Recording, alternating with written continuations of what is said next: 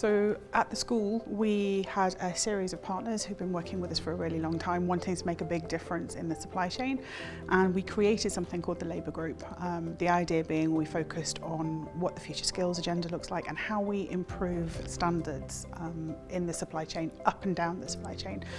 So we looked at it for a long time and then decided that actually trying to encourage the supply chain to have consistent standards all the way through was a good way to go. And if we could create something for the industry, we've got a good opportunity to make a difference and really get some ideas of our collaborative influence on the supply chain. So it took us 18 months to come up with consistent standards that everybody could apply, and the beauty is that the way we created it was to evaluate existing standards that existed in the industry. So we looked at HS2, we looked at TfL, we looked at Network Rail to really get an idea of what they were looking for and build a charter around what everyone was looking for so that we got that consistency and continuity. So we created these standards and we did a stakeholder event talking to external organisations. We didn't want it to just be a silo of the supply chain school, and had a number of people from outside industry commenting on what we were looking to do, which is really, really useful. And then the idea came from there of creating this roadmap, so not just creating a charter, but actually creating the tools to help the industry actually then embed that charter. So 6 months later, after that engagement event, we created the roadmap, we created the charter, and got to the point where we were ready to launch, hence today's event.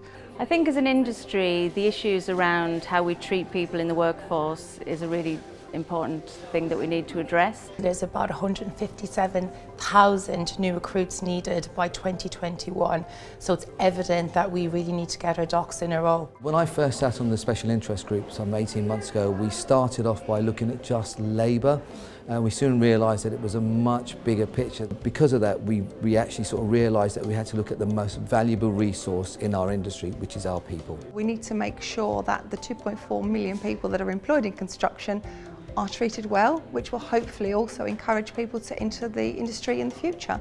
People's the biggest asset, and I think we really need to focus on that and make sure we're progressive and forward-thinking about those things.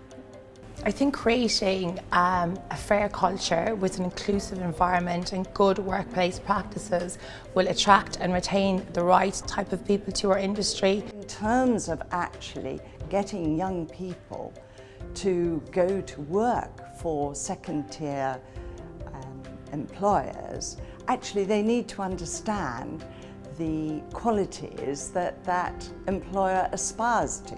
The Charter does that.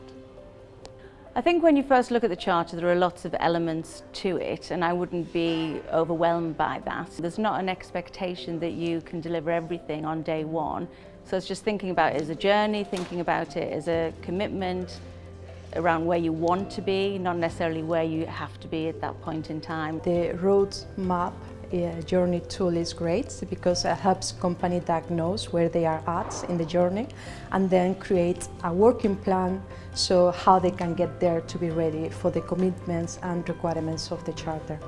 It's a fantastic opportunity just to raise the standards within the industry again. It's free, it's voluntary, but it really does set out a plan and a programme for how people can engage and kind of make the workforce the centre of their projects. We're an SME and we might not have the resources available to us that some of our Tier 1 main contractors do have, but being part of the school, having the structured roadmap in place, that allows us to kind of progress in our journey and gives us the resources which I think is very important to the industry. And not only will you get a good, strong, resilient supply chain, but you'll have in-depth knowledge of how your supply chain being responsible and ethical procurers of people. People are at the core of everything we do, and our people really do matter. We're fully on board, and I hope the industry would come on board as well.